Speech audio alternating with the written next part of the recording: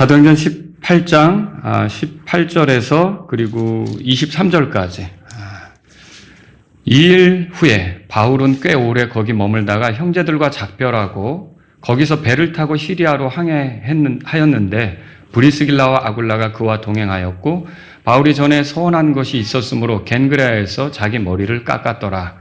그리고 그가 에베소에 와서 그들을 거기에 남겨두었으나 자기는 스스로 회당에 들어가 유대인들과 변론하더라.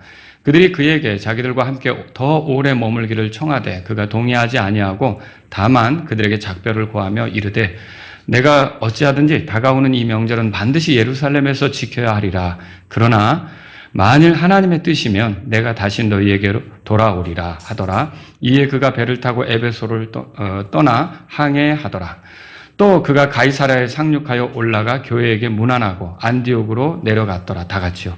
또 그가 거기서 얼마 동안 지낸 후에 떠나 갈라디아와 부르기아의 온 지방을 차례대로 돌아다니며 모든 제자들을 강건하게 하더라. 아멘. 여러분 22절이 어떤 의미가 있냐면 바울이 2차 선교행 한 거 있죠? 이게 여기서 끝나는 거예요. 2차 선교행이 끝나는 게 22절에서 이제 끝나는 거예요. 그리고 23절에서 얼마 동안 지낸 후 떠나 갈라디아와 부르기아 온 지방을 차례대로 돌아다녔다고 그랬죠? 이게 이제 3차 선교행을 시작하는 거예요. 그래서 오늘 제가 2차 선교행의 끝, 3차 선교행의 시작, 이런 제목으로 말씀드리도록 하겠습니다. 오늘 설교는 어떻게 보면 여러분에게 한다기보다도 저에게 하는 설교가 되겠습니다. 왜냐하면 여기에 그 사역에 대해서, 선교 사역에 대해서 선교의 여정을 마치고 또다시 시작하는 그런 모습들을 그리고 있기 때문이죠. 자, 이 사도행전 누가 기록했냐면 누가가 기록했죠. 근데 이 누가가 이 부분을 기록할 때 2차 선교행이 끝나고 3차 선교행으로 들어가는 부분을 굉장히 간략하게 기록한 걸 볼 수 있어요. 자, 이때 이 기록의 내용이 실제로 이루어지고 있을 때 누가는 어디 있었느냐? 누가는 바울과 같이 여행하지 않고 빌립보에 남겨진 상태였습니다. 그러니까 빌립보 교회가 세워지는데 헌신하고 있었던 거죠. 그러니까 어떻게 보면 이런 내용들을 자세히 같이 경험한 건 아니고 나중에 바울로부터 들었던지 이렇게 해서 알게 되었겠죠.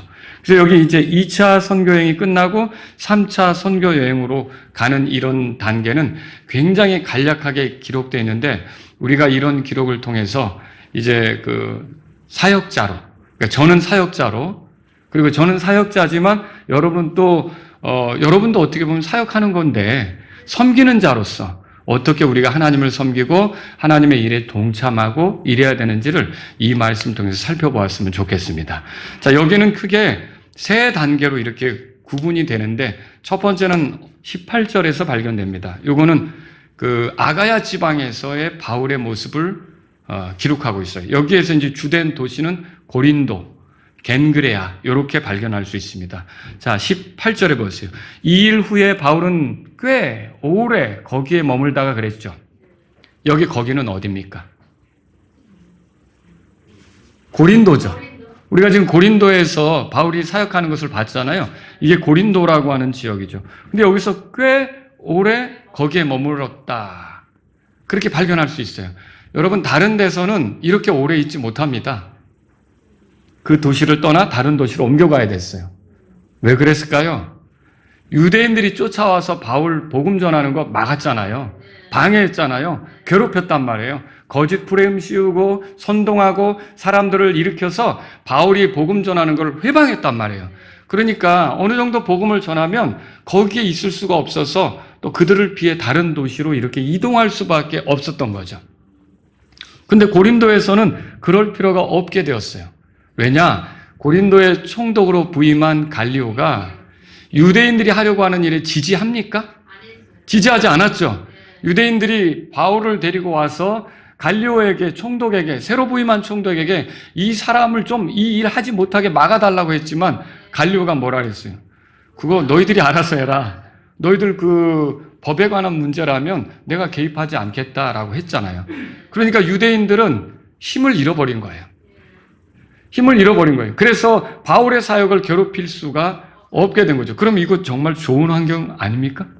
바울에게는 복음을 전하기 위해 좋은 환경이 된 거죠. 이런 환경에서 쉽게 떠날 필요가 있느냐는 거예요. 그럴 필요가 없죠. 그래서 여기서 더 오래 머물면서 사람들을 가르쳤던 거예요. 사람들을 가르쳤는데 AD 51년 가을에 갈리오 앞에 섰던 일이 있었다면 가을을 보내고 겨울을 보내고 그 이듬해 52년 그 이듬해 여기를 이제 떠나게 된 거죠. 그래서 하나님은 때때로 이처럼 사역자들에게 열린 기회를 주실 수가 있습니다. 그러면 열린 기회를 얻었을 때는 어떻게 하는 게 최선입니까? 부지런히 주님의 뜻대로 일하는 게 최선이죠. 하나님께서 나에게 멍석을 깔아주셨다면 내가 거기서 하나님 앞에 열심히 노력하는 모습, 수고하는 모습 이걸 보여주는 것이 내가 할 일인 거죠. 여러분 북한 땅에서 우리 선교사님들이 지금 가서 복음 전할 수 있습니까? 거기는 막혀 있죠. 그래서 우리가 기도하잖아요. 북한의 문이 열리게 해달라고. 무슨 문이 열리란 말이에요? 복음 전하는 문이 열리게 해달라고 기도하죠. 그럼 북한의 복음의 문, 복음을 전하는 문이 열리면 우리는 어떻게 될까요? 가서 부지런히 복음 전하는 일을 하든지 아니면 거기 가서 전하는 사람들을 돕든지 그들을 위해 기도하든지 이렇게 후원해야 할 거라는 거죠. 하나님이 때때로 우리에게 이렇게 열린 기회를 주신다면 여러분들이 최선을 다해서 주님 앞에서 열심을 가지고 주님을 위해 섬기는 것이 필요하다는 거 기억하시면 좋겠습니다. 자, 여기에 형제들과 작별했다는 말이 나와요. 그러면요, 고린도에 믿는 형제들이 많았음을 알 수 있겠죠? 처음에 바울이 고린도에 갔을 때는 혼자였어요. 그렇지만 곧 브리스길라와 아굴라 부부를 만났죠. 그리고 잠시 뒤에 베레아에 남겨졌던 실라하고 디모데가 찾아왔죠. 그리고 여기 그 18장 앞에 보면 그 유스도라고 하는 사람이 회당 대신 우리 집에 와서 가르치시라고 그 회당 옆에 있는 자기 집을 제공했죠. 그리고 조금 있다가는 어땠어요? 그리스보라고 하는 사람이 회당의 우두머리 치리자인데 이 그리스보와 함께 그의 온 가족이 예수님을 믿게 됐어요. 그리고 여러분 거기 사도행전 18장 앞에 보면요. 그 8절 끝에는 많은 이들이 듣고 믿으며 침례를 받더라 그렇게 되어 있어요. 고린도 사람들 중에 많은 이들이. 그러면 믿는 이들이 많이 생겼다라고 하는 걸 우리가 알 수 있겠죠? 자, 거기다가 그 그리스보를 이어서 회당의 우두머리 치리자가 된 소스데네까지 만일 합류했다면 유대인들은 엄청난 충격에 빠질 수밖에 없는 거죠. 어쨌든 이렇게 해서 굉장히 많은 사람들이 예수님을 믿게 되었고 고린도에 어마어마한 교회가 형성이 된 거죠. 이거 굉장히 귀한 일 아닙니까? 그래서 사도행전 18장 거기 11절에 보세요. 한번 다 같이 읽겠습니다. 바울이 거기서 1년 6개월을 거하며 그들 가운데서 하나님의 말씀을 가르쳤더라. 바울은 거기서 꽤 오랫동안 하나님 말씀을 가르치며 그들을 돌보는 일을 했다라고 하는 거죠. 그리고 18절에 보세요. 다시. 거기서 배를 타고 그러니까 고린도에서 배를 타고 시리아로 항해했다고 되어 있죠. 자, 왜 시리아로 갑니까? 거기가 이제 어떻게 보면 2차 선교여행의 최종 목적지 같아요. 거기서 출발했잖아요. 시리아에 안디옥이 있었고 그 안디옥에 믿는 사람들이 바울과 실라를 파송해서 2차 선교여행이 시작된 거죠. 그래서 그리로 다시 이제 돌아가는 겁니다. 그런데 그때 여기 보면요. 브리스길라하고 아굴라가 동행했다는 것을 알 수 있어요. 자, 이 브리스길라 아굴라가 동행해서 에베소까지 가게 되는데 그러면 이 사람들은 어떤 역할을 했는가? 바울이 이런 여행을 할 때, 선교를 위해서 움직일 때, 그 바울의 어떤 물질적인 필요, 이런 것들을 도우면서 함께 했던 것으로 보인다는 것이죠. 이 사람들은 하는 일이 있었죠. 천막 만드는 일을 했었죠. 그럼 그런 수입이 생겼을 때 그런 수입을 가지고 바울이 전적으로 주님의 일을 할 수 있게 후원했던 것을 생각해 볼 수 있는 거죠. 클라우디우스 황제가 AD 54년에 사망을 합니다. 이 사람의 죽음은요. 유대인들이 다시 로마로 갈 수 있는 기회를 열어줍니다. 왜냐하면 이 클라우디우스 황제 때문에 유대인들이 로마에서 쫓겨났잖아요. 브리스길라 아굴라 부부도 거기서 결국 쫓겨나서 이동한 것이 고린도까지 온 거고 그리고 바울을 따라와서 에베소까지 온 거죠. 이제 우리가 성경교사들의 그 자료들을 찾아보면 AD 57년경에 브리스길라 아굴라가 다시 로마로 들어간 것을 얘기하는 걸 볼 수 있어요. 근데 그때까지는 이제 에베소에 거하면서 에베소 교회가 세워지는 것에 함께하고 57년경에는 다시 로마로 돌아가서 로마 교회가 세워지는데 함께하는 그런 브리스길라와 아굴라의 모습을 생각해 볼 수 있다는 거죠. 자, 하나님께서는요, 사역자들에게 조력자들을 허락하십니다. 여러분, 사역이 혼자 되는 거 아니죠? 함께하는 조력자들과 같이 이 사역이 진행되는 거예요. 그리고 조력자들의 도움을 통해 어때요? 더 복음을 전하는 데 집중할 수 있게 되는 거죠. 이런 모습을 여기서 발견할 수가 있어요. 자, 그리고 이렇게 해서 항해를 시작하는데 어디에서 항해가 되느냐? 18절 끝에 보면요, 겐그레아라고 찾으셨죠? 이 겐그레아는 고린도 동쪽에 있는 항구입니다. 항구 도시이고요. 그 바울이 그쪽으로 가서 항해를 시작하게 되는 거예요. 근데 여기에 보면요, 겐그레아에서 바울이 전에 서운한 것이 있었기 때문에 머리를 깎았다고 이렇게 말하고 있어요. 그러면 이 머리를 깎았다, 서운한 것이 있었다, 이렇게 볼 때 어떤 서운을 했을까 생각해 보면, 우리가 옛날에 나시린 뭐 이렇게 얘기하잖아요. 하나님께 자기 자신을 구별해 드린다는 표시로 어떤 일정 기간 사람들이 머리를 기르는 거예요. 원래 남자는 머리를 기르지 않죠. 단정하게 머리를 가져야 되죠. 근데 여러분, 삼손 같은 경우도 머리가 길었죠? 삼손은 평생 하나님께 구별된 거예요. 그래서 긴 머리를 하고 있어야 되는 거죠. 근데 유대인들 중에 일부 어떤 사람들은요, 자기가 이제 하나님 앞에 뜻을 세우고 감사하면서 자기 자신의 삶을 구별해 드린다는 뜻으로 머리를 길렀었던 거죠. 근데 바울도 그 나사르 그 규례에 따라서 머리를 기르고요. 이렇게 한 뒤에 결국 어느 일정 기간이 지나서 머리를 깎는데 겐그레에 가서 그 머리를 깎았던 거예요. 이렇게 하고 그 머리를 어떻게 하냐면 예루살렘으로 가지고 와서 이제 제단에 드리고 태우고 이렇게 하는 거죠. 이렇게 해서 자기 자신을 하나님께 드렸다는 표식을 하는 거예요. 그러면 여기서 복음으로 의롭게 된다고 믿었던 바울이 왜 이런 율법이 말하는 나시린의 규례 같은 것을 이렇게 쫓아 했을까요? 그럼 바울이 다시 율법주의자로 돌아가는 것인가? 그건 아니죠. 바울이 비록 복음을 믿어 사람이 의롭게 된다고 받아들였지만, 그걸 또 전하고 있지만, 그렇다고 해서 바울이 유대인인데 율법을 무시했느냐? 그건 아니라는 거죠. 율법을 존중했기 때문에 어때요? 할례도 존중하는 거고, 또 절기도 존중하는 거고, 이런 일에도 존중하는 것을 우리가 성경을 통해서 본다는 것이죠. 자, 이렇게 될 때 우리가 바울이 이렇게 하는 모습을 통해 알 수 있는 게 뭐냐면요, 어떻게 쓰는지 한 사람이라도 구원에 이르게 하려고 애쓰는 바울의 모습을 보는 거죠. 여러분, 하나님의 뜻은 뭔가요? 사람이 구원받는 거, 그거죠? 모든 사람이 구원을 받으며 진리를 아는 데 이르는 거, 그게 하나님의 뜻이죠? 바울이 그 뜻에 맞추는 거예요. 그 뜻에 맞추어서 살아가려고 하는 것이죠. 여러분, 성경을 찾아보세요. 고린도전서 9장입니다. 9장. 바울은 이방인의 사도라고 하지만 유대인들을 포기했습니까? 아니죠. 어디든지 가면 회당에서 유대인들을 주님께로 인도하려고 노력을 했잖아요. 근데 그 유대인들을 상대한다면 유대인들이 존중하는 것을 가볍게 여기면 안 되지 않습니까? 율법을 지켜서 구원을 받거나 율법을 지켜서 구원을 유지하는 것은 아니다 하더라도 이게 죄가 되지 않는다. 혹은 하나님이 아주 강하게 금하지 않으셨다면 그런 부분에 대해서 이렇게 존중하면서 지킬 필요가 있다는 거죠. 예를 들자면 여러분, 그 허드슨 테일러라고 선교사 들어보셨죠? 이 사람이 중국에서 선교할 때는 어떻게 했어요? 중국 사람처럼 머리를 했다고 그래요. 그러니까 이렇게 머리를 밀고 가운데로 이렇게 해서 변발이라고 하죠. 그런 식으로 하고 다녔다고. 왜? 중국 사람과 동화되기 위해서. 머리는 피부색은 외국 사람이고 하얗지만 중국 사람들이 자기를 대하는데 어색해하지 않도록. 내가 또 그들의 어떤 문화를 존중하고 있다는 것을 보여주는 거죠. 왜요? 더 복음을 전하는데 친숙하게 다가가기 위해서 그렇다는 거죠. 브라이언 딜레니 선교사님은 왜 한국 문화를 익히려고 합니까? 예, 한국 사람에게 더 다가가기 위해서. 앤드류 브라운 선교사님이 와서 한국 사람들을 이제 목회자 모임에 만나서 교제하면 외국 사람들이 인사할 때 어떻게 그냥 이렇게 인사하잖아요. 근데 앤드류 브라운 선교사님 이렇게 하더라고요. 한국 사람 같이. 왜 이렇게 하죠? 자, 한국 사람들에게 다가가는 것을 좀 더 나도 당신과 같은 당신의 문화를 존중하고 당신과 같이 어울리면서 함께하기를 원한다. 그런 게 이제 드러나는 거 아닙니까?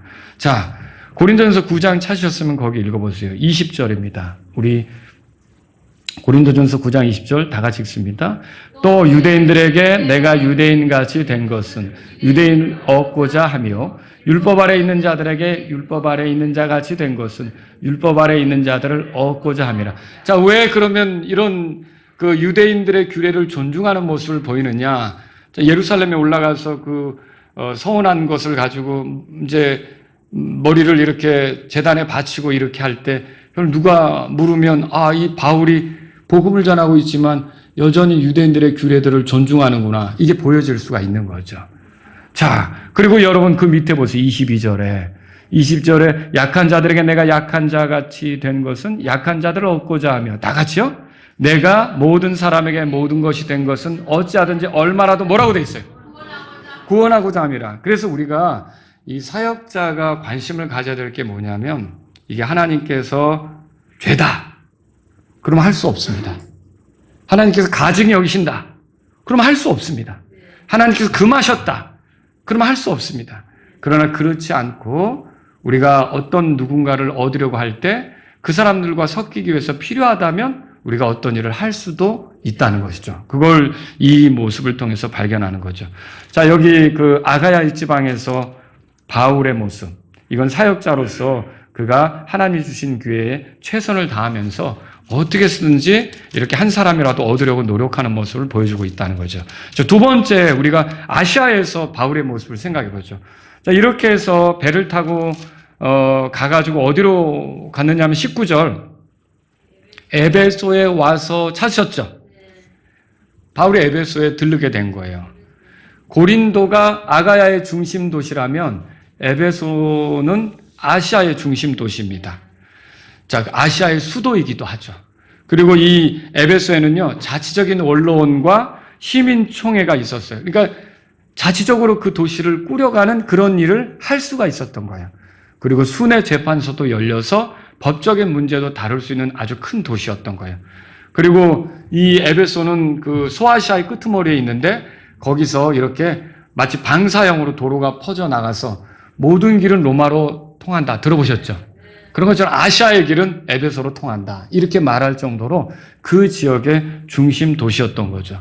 또 이 에베소에는 굉장한 자랑거리가 하나 있었는데 그건 뭐냐면 7대 불가사의 중에 하나로 알려진 다이아나 여신의 신전이 있었어요. 다이아나 여신 신상을 보셨나요? 이 여자 신상인데 여기에 이제 젖가슴이 많이 달려 있어요. 이건 뭐냐면 다산을 상징하는 거예요. 그래서 그 여신에게 가서 숭배하고 도움을 요청하면 아주 풍성한 복을 누린다고 이렇게 생각을 한 거죠. 그런 여신의 신전이 있었고 이 신전을 중심으로 우상 숭배자들하고 또 마술사들하고 또 그리스 상인들, 그리스 사람들이 돈 버는 사람들이 거기서 해상무역을 하면서 상인들이 많았고 또 유대인들까지도 거기에 어울려져 사는 굉장히 그런 큰 복잡한 도시였다라고 하는 거죠. 여기에는 종교적인 자유가 주어져서 그 황제 아우구스투스가 이들에게 종교적인 자유를 줘서 이들이 거기서 자유롭게 뭐든 이렇게 믿으며 이것저것 유대교를 믿든지 우상을 숭배하든지 자유롭게 믿으며 살아갈 수 있는 환경이었던 거죠. 바울이 여기 도착해서 한 일은 뭐냐면 거기에 19절에 보니까 회당에 들어가 유대인들과 변론했다 그렇게 말하고 있어요. 여러분, 바울이 여기서도 유대인들을 상대해서 주님께로 이끌려고 노력하는 모습을 보여주고 있죠. 자, 그러면 원래 바울이 2차 선교여행을 시작하면서 아시아로 들어오기를 원했었죠? 근데 그때는 주님이 막으셨잖아요. 주님이 막으시고 어디로 인도했습니까? 마케도니아 지역으로 인도했죠? 자, 원래 바울이 이쪽으로 오고 싶었는데 주님이 막으셨다고요. 근데 2차 선교여행을 시작할 때 초기에는 일이 들어가지는 않았지만 나중에 돌아가면서는 어때요? 여기 들를 수 있게 된 거죠. 여러분, 하나님은 어떤 일을 하실 때 하나님의 때가 있는 거죠. 막을 때가 있고 열어주실 때가 있고 또 어떤 사람을 통해서 그런 일을 하시는 거죠. 2차 선교여행 초기에는 그 길이 막혔지만 자, 두 번째는 똑같은 지역이지만 어때요? 지금은 열렸던 거죠. 여러분, 이 에베소에 와서 바울은 이제 유대인들을 상대로 해서 예수님에 대해서 전할 수 있었다라고 하는 거죠. 어떻게든지 주님이 열어주시면 최선을 다하는 게 우리가 할 일이라는 거죠. 자, 바울은 에베소를 떠났습니다. 그런데 떠날 때는 어떻게 했냐면 여기에 보니까 20절에 보세요. 거기에 더 오래 머물기를 브리스길라 아굴라가 요청했지만 그가 동의하지 않고 21절에 작별을 구하고 어떻게 했어요? 이제 거기에 브리스길라하고 아굴라를 거기에 남겨두게 된 거죠. 19절에 그렇게 돼 있죠. 19절에 그들을 거기에 남겨두었다. 그렇게 되었어요. 여러분, 그러면서 뭘 얘기하냐면 21절에 만일 하나님의 뜻이면 내가 다시 너희에게로 돌아오리라 그랬어요. 여러분, 결국은 바울은 예루살렘으로 가서 유월절을 지키려고 거기에 오래 머무를 수가 없었어요. 자기 서원한 것을 그대로 이행하기 위해서 거기로 향해 가는 거죠. 그렇지만 만일 하나님이 허락하신다면 내가 다시 올 거다. 이렇게 말하는 거죠. 여러분, 우리는 어떤 약속을 우리가 섣불리 하는 것보다 이런 단서를 붙이는 게 좋습니다. 만일 주께서 허락하시면. 여러분, 뭐든지 여러분이 장담할 수 있습니까?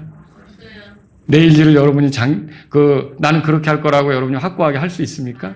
어려운 부분이 있죠. 여러분이 그래서 주님이 허락하시면 주님의 뜻에 의해 내 삶이 열리고 닫히고 주님이 인도하시는 중에 있다라는 것을 여러분의 삶 속에 표현하면서 갈 수 있기를 바랍니다. 야고보서 4장 15절에도 어떤 사람이 그랬어요. 내가 어느 도시에 가서 장사해서 이렇게 돈을 벌 거야 하니까 그렇게 하지 말고 뭐라고 얘기하죠? 주께서 원하시면 우리가 살 것이요. 또 이것이나 저것을 하리라. 이렇게 말하는 게 필요하다는 거죠. 그게 무슨 뜻이에요? 우리가 계획한 대로 모든 것이 되는 것이 아니라, 물론 계획을 하지 말라는 말이 아닙니다. 이렇게 하지만, 우리가 노력하지만, 계획하지만 주님이 허락하시면 우리가 그런 것들을 할 수가 있고, 주님이 인도하시면 우리가 그런 것들을 경험할 수 있고, 항상 주님에 대해서 신뢰하는 모습을 보이는 게 사역자의 모습이어야 된다는 거죠. 여러분도 저도 주님을 섬기러 갈 때는 그렇게 해야 된다는 거예요. 이 브리스길라와 아굴라를 여기에 남겨두고서 나중에 이제 돌아왔을 때는 어떤 일이 벌어졌을까요? 브리스길라하고 아굴라가 거기 남겨져서 사람들을 이렇게 말하자면 만나서 바울이 와서 씨를 심을 때 좋게 받아들일 수 있도록 마음밭을 읽어놓는 일을 미리 한 거예요. 그러니까 나중에 바울이 에베소로 가서 사역하기가 훨씬 수월할 수 있도록 브리스길라 아굴라는 거기에 남겨져서 그런 일을 할 수 있었던 거죠. 자, 세 번째로는 어디로 갔느냐? 여러분 22절, 23절에 보면 가이사랴, 요게 이제 유대 땅하고 시리아 땅에 대해서 나오는 거예요. 여기서는 바울의 모습이 가이사랴에 상륙했다라고 돼 있어요. 가이사랴는 어떤 지역이에요? 사마리아 지역 해안 도시인데요. 백부장 고넬료의 집이 있었던 곳이죠. 그리고 전도자 빌립의 집이 있는 곳이에요. 자, 이 가이사랴 지역으로 상륙했어요. 그리고 여기에 보면은요, 올라가 교회에게 문안하고 그랬어요. 올라가 교회에게 문안하고 어디 교회에 갔단 말인가? 여긴 예루살렘 교회로 갔다는 말이에요. 왜 그렇게 말할까요? 목적지가 사실은 이 명절을 지키기 위해서 예루살렘으로 향하는 거잖아요. 예루살렘으로 가는 거죠. 여러분이 성경을 통해서 보면요, 예루살렘을 중심으로 해서 안디옥으로 갈 때는 내려간다는 표현을 써요. 근데 예루살렘으로 갈 때는 올라간다는 표현을 써요. 여러분, 우리가 상경한다 그런 말 하죠. 우리도 서울로 올라간다 그러죠. 서울로 내려간다 이런 말은 안 하는 거 아닙니까? 그렇죠? 자, 유대인들도 비슷하게 표현했어요. 예루살렘으로 가는 걸 올라간다. 시편 보세요. 시편 120편 펴보세요. 예루살렘으로 가는 것을 올라간다 그렇게 표현했고요. 거기서 떠나가는 것을 내려간다. 그래서 여리고로 올라갑니까? 여리고로 내려갑니까? 여리고로 내려가죠. 그렇게 우리가 성경을 통해 보죠. 자, 시편 120편 보세요. 거기 120편을 읽으려고 하는 건 아니고요. 거기에 붙은 제목을 여러분에게 보여드리려고 하는 거예요. 뭐라고 돼 있어요? 올라가는 길의 노래. 121편은요. 올라가는 길의 노래. 또 122편도 그렇게 돼 있고 123편은요. 올라가는 길의 노래. 그렇게 돼 있죠? 124편도 그렇고요. 125편도 그렇고요. 126편도 그렇고요. 뭐라고 돼 있어요? 대부분 다. 올라가는 길의 노래. 여기 127편, 128편, 129편도 이렇게 돼 있어요. 그러면 이거 뭐 얘기하는 겁니까? 그 뒤에도 계속 그렇게 나와요. 유대인들이 명절을 지키기 위해서 여기저기 흩어져 살다가 예루살렘으로 가잖아요. 그걸 올라간다고 표현하는 거예요. 근데 그들이 예루살렘으로 올라가면서 불렀던 시편이 지금 이 내용이에요. 이런 시편을 그들이 노래로 만들어서 부르면서 말하자면 예루살렘으로 걸어갈 때 가족들이 같이 그 노래를 흥얼거리면서 우리가 어디 갈 때 찬송을 부르면서 가는 거 있잖아요. 그렇듯이 이 유대인들은 그렇게 노래를 부르면서 예루살렘으로 이 시편의 노래들을 부르면서 예루살렘으로 올라갔다는 거죠. 그래서 사도행전 18장에 돌아와 보시면요. 여기 상륙하여 올라가 교회에게 문안했다라고 할 때 그 교회는 예루살렘 교회를 얘기하고요. 거기서 다시 안디옥으로 뭐라고 돼 있어요? 내려갔다 그렇게 돼 있는 거죠. 안디옥으로. 이렇게 해서 2차 전도 여행이 끝나게 되는 거예요. 결국 하나님의 보호와 인도하심 속에서 여행이 끝난 거죠. 2차 선교 여행의 목적을 어느 정도 이루고 달성하고 이제 본래 출발했던 곳으로 돌아온 거죠. 시편 145편 19절에는요. 그분께서 그분을 경외하는 자들의 소원을 이루시는 분이시다라고 소개하고 있어요. 자, 주님을 의지해서 나갔던 그 여행길 결국은 열매를 거두고 이렇게 돌아오게 된 거죠. 성경 기록은 그가 안디옥에 내려가 얼마 동안 지냈다고 이렇게 말해주고 있어요. 자, 보세요. 23절에. 그가 거기서 얼마 동안 지냈다 그렇게 돼 있죠. 근데 이 사람들이 그 52년도에 그 안디옥으로 내려가서 53년 초봄에 세 번째 선교 여행을 출발한 것으로 우리가 알 수가 있어요. 예루살렘에 들렀다가 안디옥으로 내려간 이 사람들이 결국 어디로 가느냐면 여기 갈라디아와 부르기아 온 지방을 차례대로 돌아다녔다고 써 있죠. 이렇게 해서 여행을 다시 시작해요. 여러분, 저와 여러분들이 이 세상을 살아가면서 여행을 많이 할 거예요. 베트남도 다녀오고 또 제주도도 다녀오고 여행을 하고 돌아오죠. 그러면 거기서 우리의 삶이 끝나는 겁니까? 또 다른 여행의 기회가 올 수 있는 거죠. 우리 여행이 끝날 때는 언제예요? 예, 우리 주님 앞에 갈 때죠. 그때 여러분이 마지막 여행하는 거예요. 예수님 구주로 믿으십니까? 여러분 하늘나라로 여행하는 거예요. 예수님이 우리의 죄들을 용서해 주셨기 때문에 하늘나라로 가는 거죠. 근데 만일 구원받지 못했다면 끔찍한 여행이 되겠죠. 그 마지막 여행은 이 땅에서 좋은 곳 다니면서 호화롭게 여러 가지 즐기고 그렇게 했어도 마지막 여행은 끔찍하게 되겠죠. 여러분 우리가 이 땅에서 그 마지막 여행을 생각하고요. 우리가 어떤 여행을 다녀왔다고 해서 이제 다 끝났다고 손떨 게 아니라 우리는 섬기는 자요 사역자라면 또 주님을 섬길 기회를 위해서 여행하는 게 필요한 거예요. 주님을 섬길 기회를 위해서 살아가는 게 필요하다라고 하는 거죠. 여러분 사역은 목적이 뭐냐? 목적이 뭐냐? 교회에서 섬기는 건 뭐라고 생각하세요? 목적이 뭐라고 생각하세요? 내가 이 정도로 달란트가 있다. 고린도 교회는 은사가 많았어요. 그 고린도전서 1장 7절에 그렇게 써 있어요. 굉장히 은사가 풍요로웠죠. 그러나 나중에 많은 은사에도 불구하고 고린도 교회는 어수선해졌거든요.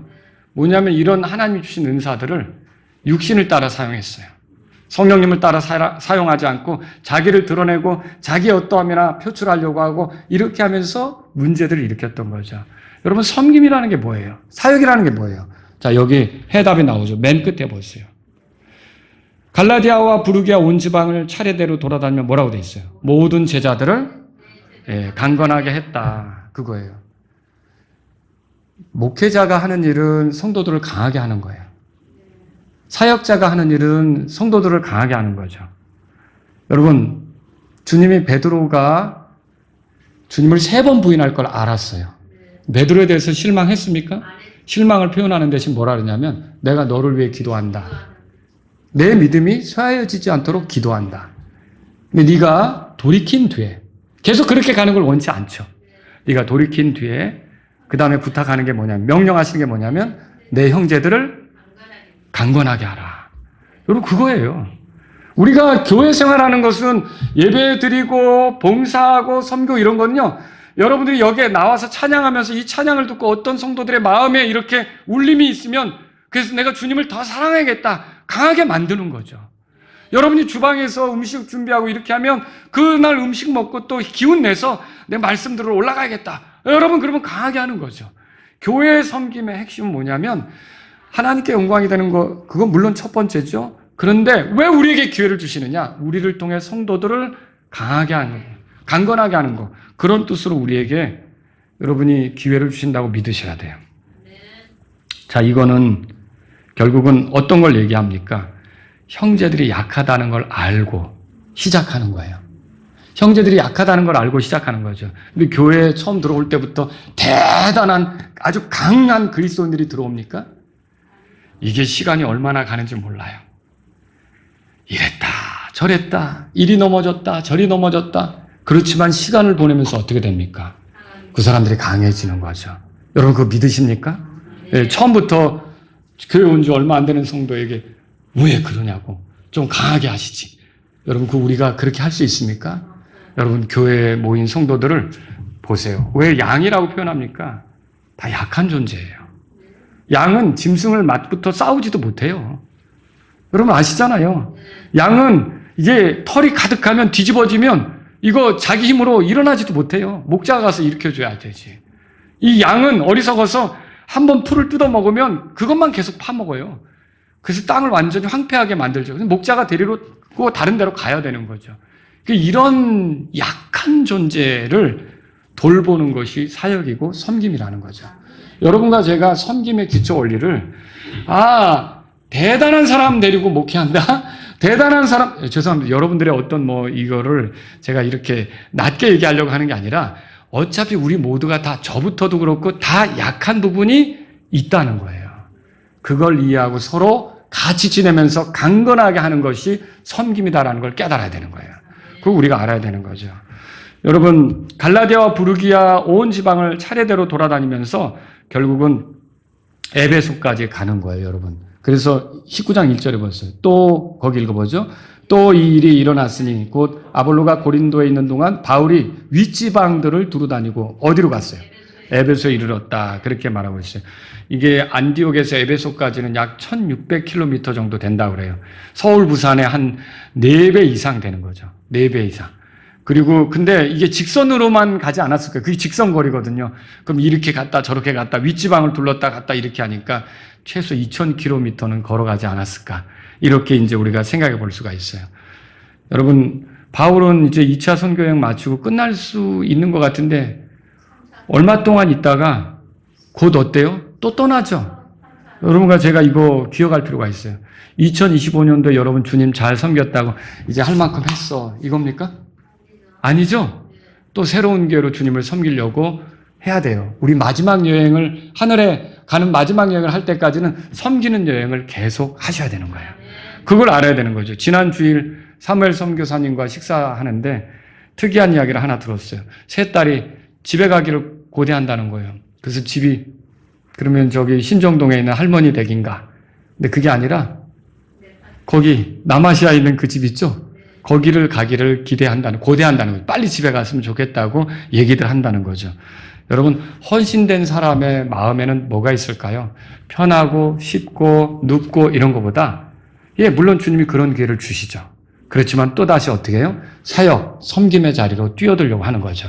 여러분과 저는 섬기기 위해 부름받은 청지기이자 그리스도의 사역자라는 것을 기억하시면 좋겠습니다. 오늘 말씀을 정리할게요. 우리는 바울의 2차 선교여행 끝에 또 3차 선교여행이 시작되는 걸 보았어요. 고린도 갱그레아에서 에베소로 이어지는 그런 여행을 봤고요. 에베소에서 가이사랴, 예루살렘, 안디옥으로 이어지는 여정을 봤어요. 그리고 안디옥에서 또 갈라디아와 부르기아로 이어지는 여정을 보았던 거죠. 구경하기 위해서 여행하는 거예요? 장사하기 위해서 여행하는 거예요? 섬기기 위해서 여행하는 거예요. 사역하기 위해서 여행하는 거예요. 주님을 섬기고 형제들을 섬기기 위해서 여행하는 거죠. 그러면 사역은 뭡니까? 요거 말하고 끝낼게요. 첫 번째로 사역은 하나님과 함께 하는 것입니다. 그분이 열어주신 길 안에서 걷는 거죠. 그분이 허락하신 가운데 섬기는 거예요. 고린도 여기 교회에는 사도행전 18장 10절에 보니까 이 도시에 내 백성이 많다 그랬어요. 그 하나님의 말씀, 그 주님의 말씀을 신뢰해서 거기서 사역을 펼치는 거고요. 주님이 열어주신 길을 따라 최선을 다해가는 거죠. 그리고 사도행전 18장 21절에 보면 만일 하나님의 뜻이면 내가 다시 너에게 돌아오리라 그렇게 말해요. 하나님이 열어주시면 내가 여기 또 올 수 있다. 여러분 사역자는 하나님과 함께하는 사람이에요. 자기가 앞서지 않습니다. 자기가 청직이라는 생각으로 나서는 거죠. 주인의 명에 따라 움직이는 그런 사람이지 자기가 이렇게 펼치면서 내가 일 벌려놨으니까 주님 오세요 하지 않는다는 거죠. 주님이 거기에 있으면 나도 그리로 가는 거고요. 아시겠죠? 그 사역자는 누구와 함께하는 거예요? 하나님과 함께하는 사람이에요. 두 번째로 사역자는요. 사역은 조력자와 함께하는 거예요. 바울과 실라는 서로 조력 관계에 있었죠. 바울은 실라와 함께했고요. 디모데와 같이 했어요. 브리스길라 아굴라도 바울과 함께했어요. 그리스도의 도움을 얻었어요. 이런 조력자들이 없었다면 바울 사역은 굉장히 힘들었을 거예요. 근데 이들과 함께하면서 견뎌나갈 수 있었고 헤쳐나갈 수가 있었던 거죠. 물론 때로는 이런 조력자들을 남겨둘 때가 있어요. 자, 그 바울이 디모데하고 실라를 베레아에 남겨뒀죠. 누가는 빌립보에 남겨두고요. 빌립보에 남겨둔 누가는 빌립보 교회를 세웠고 베레아에 남겨뒀던 실라하고 디모데는 베레아 교회, 마케도니아 교회들을 세우는 거고 그리고 브리스길라 아굴라를 에베소에 남겨뒀더니 또 어떻게 했어요? 바울이 들어가기 전에 거기서 이미 마음밭을 준비시키고 여러분 하나님의 사역을 위해서라면요 우리가 서로 조력자라는 생각을 가져야 돼요. 내가 도와야 된다. 내가 도와서 저 사람이 또 이런 일이 원활하게 이루어져야 된다. 내가 도와서 열매가 나타나야 된다. 여러분과 저는요 서로 돕도록 부름을 받았다는 것을 기억하시면 좋겠습니다. 세 번째로요 사역은요 형제들과 함께하는 거예요. 누구랑요? 형제는 뭐예요? 그리스도 안에서 하나님의 자녀된 사람들을 말하는 거죠. 이 사역은 뭐가 목적이냐면요 형제들을 강건하게 하는 게 목적이에요. 이것은요 그들의 약함을 전제하는 거예요. 그러니까 그들의 약함이 못마땅하면 사역 못합니다. 그들의 약함이 힘들다면 사역할 수가 없습니다. 그러니까 모든 섬김, 모든 사역은 그들의 약함을 전제로 하는 것이죠. 그리고 그들이 강해지도록 내가 도와야 된다. 헌신해야 된다. 이것이 섬김이라는 거예요. 교회를 섬긴다는 건 뭐예요? 약한 지체들이 모인 것을 알고 그들이 더 견고해지도록 수고하는 거죠. 근데 약한 영역은 다 달라요. 제가 약한 영역이 다르고 여러분이 약한 영역이 다 달라요. 저는 뭐 온전하겠습니까? 그런데 여러분의 도움으로 제 약한 게 메꿔지는 거예요. 그렇죠? 또 여러분도 서로 여러분의 약한 부분이 있지만 그게 서로의 도움으로 그 메꿔지는 거죠. 결국은 어때요? 이렇게 형제들을 강건하기 위해서 우리가 사역으로 부름을 받았다는 생각으로 나아가야 된다는 거죠. 자, 그래서 저와 여러분들은요, 어떻게 섬길까? 내가 지체들을 강건하게 하는 게 주님이 나를 여기 있게 하신 이유다, 목적이다. 이렇게 알고 시작하시기 바랍니다. 우리 다 같이 일어서시겠습니다. 오늘 이 말씀을 들으신 여러분 가운데 하나님 아버지, 저에게 섬기는 기회를 주셔서 감사합니다. 제가 늘 하나님보다 앞서지 않기를 원합니다. 주님이 주인이시고 제가 주님을 섬기는 자이니까 주님의 뜻을 존중하는 사람이 되기를 원합니다. 내 생각이 앞서고 내 고정관념이 앞서고 내 입장이 앞서서 주님의 일을 그르치는 일이 없기를 원합니다. 저는 주님의 청직입니다. 주님의 종입니다. 주님께서 열어주시면 최선을 다하고 주님이 멈추라 하시면 이제 중단하고 주님의 뜻이면 내가 부지런히 순종하는 그런 사람이 되기를 원합니다. 만일 여러분에게 이런 마음이 있다면 이 시간 기도하십시오. 주님 앞에. 여러분은 조력자와 함께하는 것이 사역이라는 걸 알아야 돼요. 혼자 하는 게 아닙니다. 여러분이 좋은 조력자가 필요하십니까? 내가 먼저 좋은 조력자가 되고자 해야 돼요. 주님, 저의 도움을 통해서 이제 다른 사람이 힘을 얻고 위로를 받고 격려를 얻어서 주님의 일을 힘있게 해나갈 수 있기를 원합니다. 이런 분이 있다면 이 시간 기도하십시오. 여러분 가운데 내가 여기서 사역하는 게 형제들을 강건하기 위해서 하는 거구나, 이런 걸 깨닫는다면 형제들의 약함은 이미 각오가 되어 있어야 합니다. 여러 분야에서 약함이 드러날 때 낙담하고 절망하고 괴로워한다면 사역을 어떻게 하겠습니까? 베드로가 얼마나 약한지 주님은 아셨어요. 그래서 네가 다시 돌이킬 걸 알고 네 믿음이 쇠하지 않도록 내가 기도한다. 네가 돌이킨 뒤에는 내 형제들을 강건하게 하라고 그렇게 명령하셨어요. 우리의 지체들이 약한 걸 알고 우리의 지체들이 강건하게 되도록 여러분과 제가 헌신했으면 합니다. 그게 사역인 거예요. 그게 섬기는 거죠.